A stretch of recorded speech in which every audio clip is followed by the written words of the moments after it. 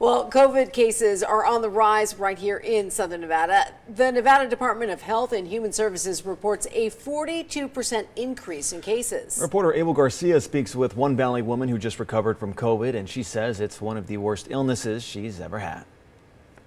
While many of us are getting tired of seeing things like COVID tests or even face coverings, Kate Harlan says now is not the time to get COVID fatigue.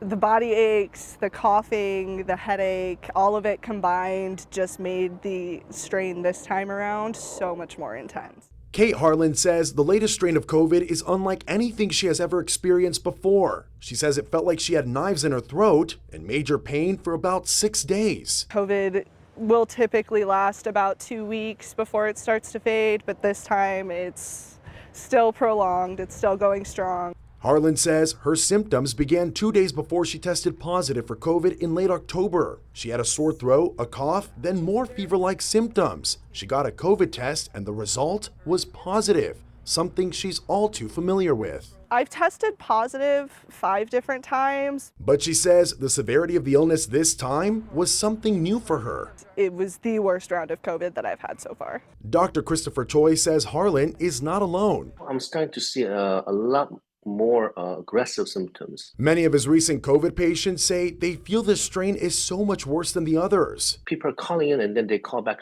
another day, next day, say, I'm getting a lot sicker. My body aches a lot. Dr. Choi says BQ1 and BQ11 are the newest strains of COVID. He says a new bivalent vaccine may not be as effective against them, but he still highly suggests getting it, something Kate is planning to do, especially after what she went through. If I'm able to get the booster and avoid the more intense side of the symptoms, I will do that.